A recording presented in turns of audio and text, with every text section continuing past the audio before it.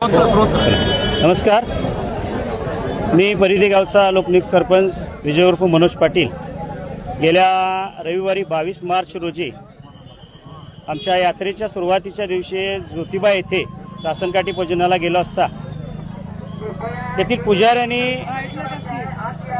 जो काही अमानुष हल्ला आमच्या गावच्या भाविकांवर केला त्याच्या निषेधाचा मोर्चा म्हणून आज आम्ही दसरा चौकपासून कलेक्टर ऑफिसपर्यंत मोर्चाद्वारे त्यांना एक निवेदन देत आहोत। या निवेदनाचं स्वरूप असं असेल, या ज्योतिबाला लीन होण्यासाठी महाराष्ट्र राज्यातनं, जिल्ह्यातनं किंवा आपल्या आसपासच्या भागातनं बरेचसे भाविक श्रद्धेने येत असतात आणि तेथील मुजोर पुजारी अशा पद्धतीची मारहाण आणि अशा पद्धतीची वागणूक त्यांना तिथं देत असतात।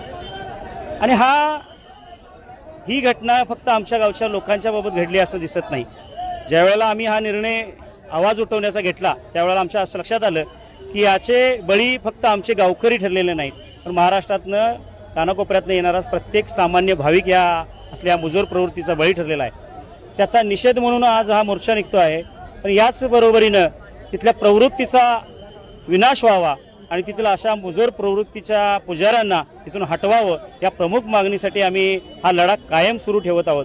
त्यासाठी सर्व समाजातल्या विविध संघटना, आमच्या भोगावती खोऱ्यातील 52 गावातले सर्व ग्रामपंचायतचे सदस्य, त्यांचे सर्व पदाधिकारी आणि गावकरी या आमच्या मोर्चाला सहभागी आहेत।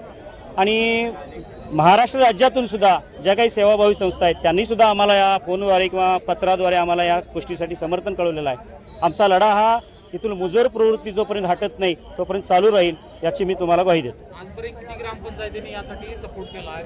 आमच्याकडे लिखित स्वरूपात आमच्याकडे आजपर्यंत 48 ग्रामपंचायतीची लेखी पत्र आमच्याकडे आता उपलब्ध आहे, ती आम्ही माननीय जिल्हाधिकारी साहेब यांच्याकडे सुपूर्द करत आहोत। विविध संघटना ज्या की जिल्ह्याच्या बाहेरच्या सुद्धा आहेत त्यांनी फोनवरनं आम्हाला कळवायचं काम केलेलं आहे। येत्या काळात तेही आम्हाला लेखी स्वरूपात आम्हाला पाठवत आहेत। मला वाटते याची व्याप्ती खूप वाढेल, कारण प्रत्येक भाविक याचा बळी ठरलेला आहे, सामान्य भाविक। तेव्हा त्यांचा त्या सर्वांच्या न्यायासाठी मात्र आम्ही हा लढा जरूर सुरू ठेवू।